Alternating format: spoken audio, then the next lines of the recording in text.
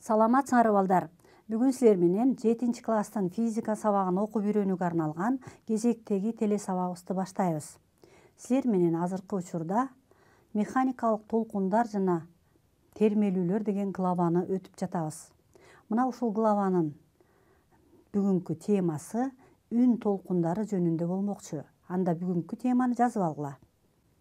Үндүн чагылышы, жаңырык, ультра үндөр жөнүндө маалымат деген тема. Бул темадан биз силер менен үн толкундары деген толкундар менен таанышабыз. Үндүн таралуу ылдамдыгы жөнүндө сөз кылабыз. Үндүн негизги мүнөздөмөлөрү кайсылар экен, аларга токтолуп кетебиз. Үндүн чагылышы, жаңырык, андан сырткары инфраүндөр жана ультра үндөр менен таанышабыз балдар. Анда бүгүнкү сабакка көңүлүңөрдү бургула. Толкундар бул термелүүлөрдүн мейкиндикте таралышы. Толкундардын эки түрү бар деп айтканбыз. Электромагниттик толкундар жана механикалык толкундар. Мына ошол толкундардын ичинен биз механикалык толкундарды өтүп атабыз. Механикалык толкундардын мисалы көлдүн үстүндө пайда болгон толкунду, жипти бир учун бекитип алып серпкен учурда пайда болгон толкундар, булар механикалык толкундар экен. Мына ошол толкундардын ичинен биз үн толкундарына токтолобуз балдар. Үн толкундары деген бул кандай толкундар эле? Үн толкундары үн чыгаруучу булактан чыгат. Үн чыгаруучу булактан термелүүлөр чыгып, ал термелүүлөр чөйрөдө таралып, толкунду пайда кылат. Мисалы, сааттын шыңгыраган үнүн биз кулагыбыз менен угабыз. Анын үнү аба аркылуу мейкиндикте таралып, биздин кулагыбызга угулат. Мурткалык аспаптардын үндөрүн, транспорттун үндөрүн, жаныбарлардын үндөрү бизге толкун болуп таралып келип угулат экен. Демек, үн бул серпилгичтүү чөйрөдө адамдын кулагына угуу сезимин жараткан узатасынан таралган толкун. Узатасынан таралган толкун дегенибиз термелүүнүн багыты менен толкундун багыты дал келгенде пайда болгон толкун узатасынан таралган толкун болот. Мисалы, коңгуроонун үнү аба аркылуу таралып, толкун болуп биздин кулагыбызга угулат экен. Бул узатасынан таралган толкун. Толкундун таралуу багыты менен термелүүнүн багыты дал келген учурда узатасынан таралган толкун болот. Ар түрдүү изилдөөлөрдүн натыйжасында серпилгичтүү чөйрөдө пайда болгон толкундардын ичинен 16 Гц жыштыктан 20 000 Гц жыштыкка чейинки толкундар биздин кулагыбызга келип тийгенде үн угулат экен. Үн толкундардын таралуу процессинде үндүн булагы болуш керек. Үндүн табигый булактары жана жасалма булагы бар. Мисалы, камертонду алсак, бул така түрүндөгү ийилгич металл, ортосу көңдөй болгон жыгачка бекитилет дагы. Эгерде камертондун бирин балка менен урсак, андан үн чыгат. Анын үнү биздин кулагыбызга келип угулат экен. Бул камертон табигый эмес, жасалма үндүн булагы. Ал эми табигый үндүн булактары чагылгандын үнү. Булактан чыккан үндөр чөйрөдө таралат. Чөйрө болуш керек. Биз өткөн сабакта айтып кеткенбиз, эгерде чөйрө болбосо, анда үн таралбайт деп. Үн таралыш үчүн аба керек деп. Демек, үн таралуучу чөйрөлөр булар газдар, катуу нерселер жана суюктуктар экен. Катуу заттарда, суюктуктарда да үн таралат экен. Үндү кабыл алгычтар, радио кабыл алгычтар жана ошондой эле адамдын кулагы. Демек, үн толкундарынын таралуу процесси булактан чыккан үндөр таралыш үчүн чөйрө керек экен. Чөйрөдөн чыккан үндөрдү кабыл алуу керек экен. Үндү кабыл алгычтар керек. Эми балдар, үндүн таралуусу эмнеден көз каранды жана үндүн негизги мүнөздөмөлөрү кайсылар? Ошого токтололу. Үндүн тону же бийиктиги үн толкунунун жыштыгы менен байланыштуу. Мисалы, ары учуп баратканда арынын үнүн анча укпайбыз. Ал эми чиркейдин үнү биздин кулагыбызга даана угулат. Эмне себептен? көрсө чиркейдин үнүнүн бийиктиги жогору экен. Чиркейдин канатынын кагуусу учурундагы жыштыгы 500-600 герцке барабар, ал эми аарыныкы 220 герцке барабар экен. Канчалык жыштыгы чоң болсо, анда үндүн бийиктиги дагы ошончолук чоң болот экен. Камертондон чыккан үндөр бирдей жыштыктагы үндөр болот. Үндүн ылдамдыгы температурадан жана чөйрөдөн көз каранды. Температура жогорулаган сайын үндүн таралуу ылдамдыгы ошончолук чоңоет. Мисалы 10 градус Цельсийде үндүн таралуу ылдамдыгы 337 метр секундага барабар болсо, ал эми 50 градус Цельсийде үндүн таралуу ылдамдыгы 360 метр секундага барабар. Эмне себептен үндүн таралуу ылдамдыгы температура жогорулаган сайын жогорулайт балдар? Мунун себеби температура жогорулаганда чөйрөнүн молекулалары тез-тез кыймылдайт дагы, ал кыймыл аркылуу термелүү мейкиндикке тезирээк тарап, анын ылдамдыгы чоң болот экен. Жана ошондой эле чөйрөдөн көз каранды деп атабыз. Үн чөйрөдө кандай тарайт экен? Мисалы, абаады алсак 337 метр секундага барабар. Ал эми сууда үн 1500 метр секундага барабар. Болот темир аркылуу үндү тараткан учурда анын ылдамдыгы 5000 метр секундага барабар. Ушулардын ичинен балдар салыштырып көрсөк, металл болот аркылуу тараган үндүн ылдамдыгы 5000 метр секунда экен. Демек, катуу нерселер аркылуу үндүн таралуу ылдамдыгы чоң болот экен. Үндүн таралуу ылдамдыгы чөйрөдөн жана температурадан көз каранды экен. Андан кийин үндүн дагы бир мүнөздөмөсү үндүн катуулугу болуп эсептелет. Бул үндүн катуулугу үн толкунунун жыштыктарына жана амплитудасына көз каранды болот. Канчалык жыштыгы чоң болсо, анын катуулугу ошончолук чоң болот. Жана амплитудасы чоң болсо дагы үндүн катуулугу ошончолук чоң болот экен. Үндүн катуулугунун бирдиги децибел. Мисал үчүн, шыбыраган үн 15 децибелге барабар, машинанын үнү 90 децибелге барабар, ал эми адамдын сүйлөп аткан учурундагы үнү 60 децибелге барабар. Адамдын кулагы 60 децибел үндү нормалдуу угат экен. Ал эми 120 децибелге барабар болгон үндү кулак укканда кулак ооруп кетет экен. Себеби бул учурда үндүн катуулугу бийик болот. Эми балдар карагыла, катуу затта үндүн таралуусун карап көрөлүк. Мынакей.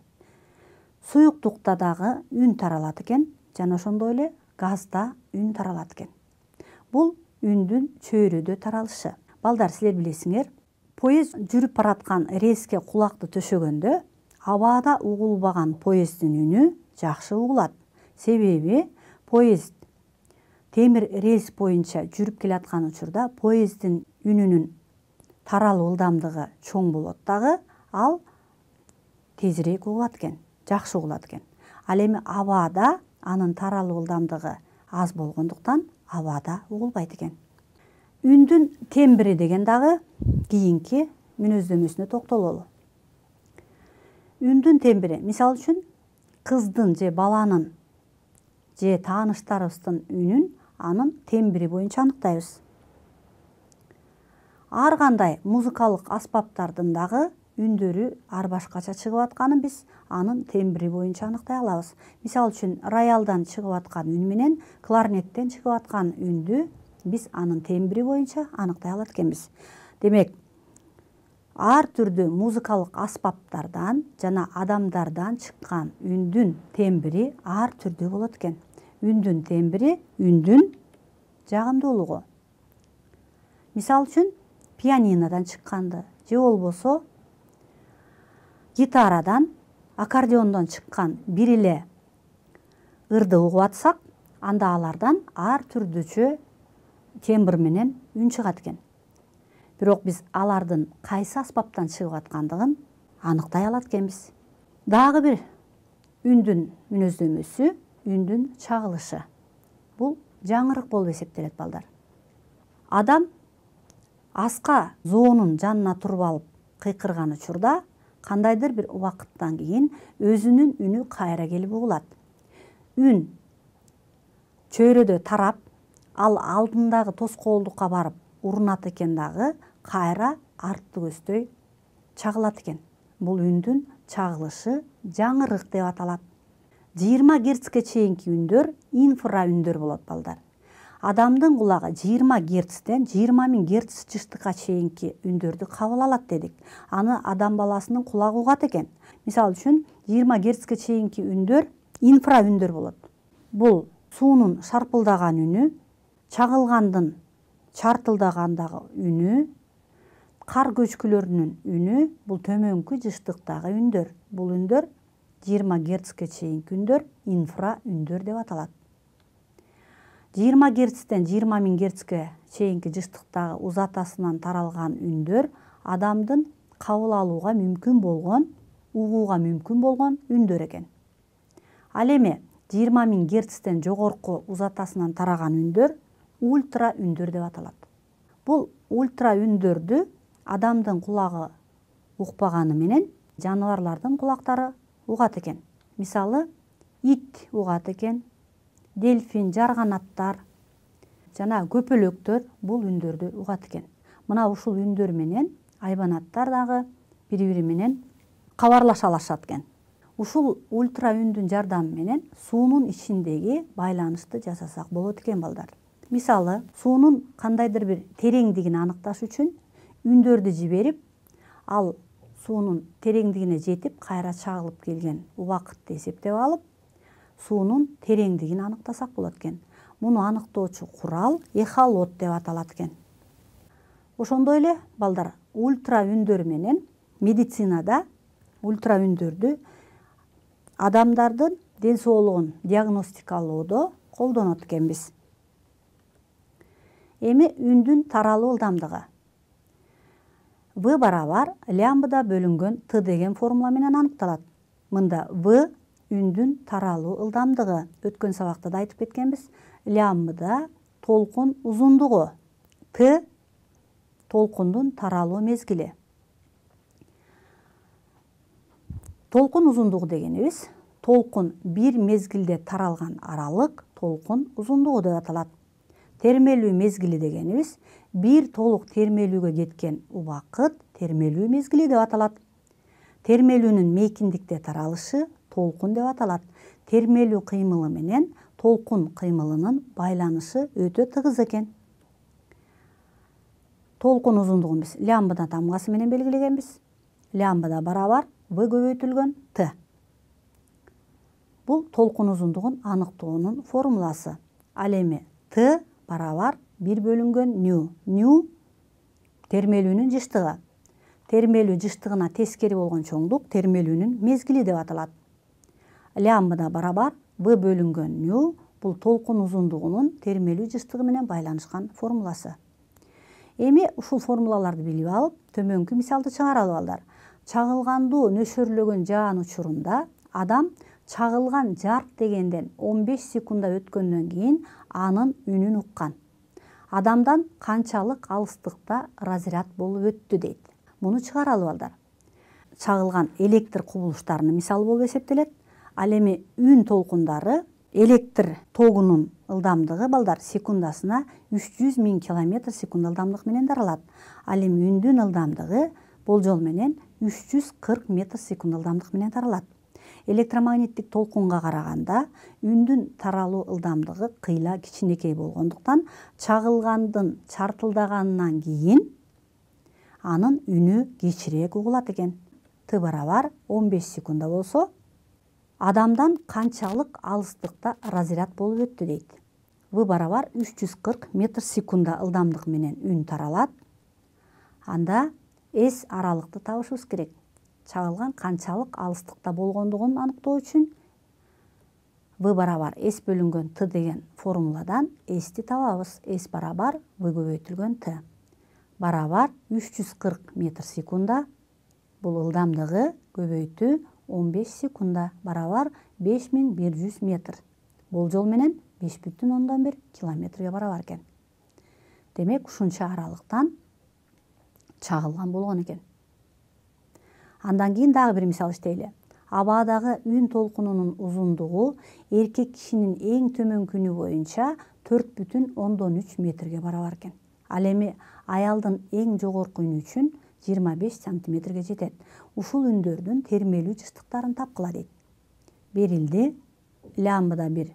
Бул эркек адамдын толкун узундугу 4,3 метрге барабар экен. Ал эми аялдын эң жогорку үнү үчүн лямбда 2 25 сантиметрге барабар экен. Ушул үндөрдүн термелүү жыштыктарын тапкыла дейт. Ню 1 жана ню 2-ни табабыз. Муну чыгаруу үчүн лямбда барабар v көбөйтүлгөн t деген формуланы колдонобуз. Ушул формулада t барабар 1 бөлүнгөн ню дедик. Ушуну коебуз. Анда лямбда барабар v бөлүнгөн ню деген формула чыгат. Ню 1-ди тапсак, таралуу ылдамдыгы 340 метр секунда үндүкү. Эркек адамдын үнүнүн толкун узундугу 4,3 метрге барабар болсо, мында метр менен метр кыскарат дагы 1 бөлүнгөн секунда жыштыктын бирдигин герцти берет. Демек 340-ты 4,3-кө бөлсөк 79 герцке барабар. Ню 2 барабар v бөлүнгөн лямбда 2. V үндүн таралуу ылдамдыгы 340 метр секунда бөлүү 0,25 метр барабар 1360 герц чыкты. Жообу 79 герц жана 1360 герц чыкты. Эми төмөнкү суроого жооп берели. Үндүн жасалма булагы кайсы? А. Лампочка, Б. Камертон, В. Рулетка, Г. Мензурка. Бул жооптордун кайсынысы туура? Үндүн жасалма булагы камертон экен. Термелүүнүн чөйрөдө таралышы эмне деп аталат? А. Толкун деп аталат, Б. Мезгил деп аталат, В. Жыштык, Г. Амплитуда деп аталат. Термелүүнүн чөйрөдө таралышы толкун деп аталат экен. Асы туура. Эми балдар, бүгүнкү сабагыбызды жыйынтыктайлы. Бүгүн силер менен үн толкундары менен тааныштык. Үн чөйрөдө таралат экен. Ар түрдүү чөйрөдө таралаарын билдик. Үндүн негизги мүнөздөмөлөрү үндүн катуулугу, бийиктиги, ылдамдыгы, үндүн чагылышы, үндүн тону, тембри жөнүндө тааныштык. Үндүн чагылышы жаңырык болоорун билдик. Андан сырткары инфра үндөр жана ультра үндөр менен тааныштык. Мына ошентип балдар, биз силер менен быйылкы 7 класстын физика курсун ушул тема менен аяктадык балдар. Мына ушуну менен балдар, бүгүнкү сабагыбыз да аягына чыкты. Көңүл бурганыңарга рахмат, саламатта калгыла.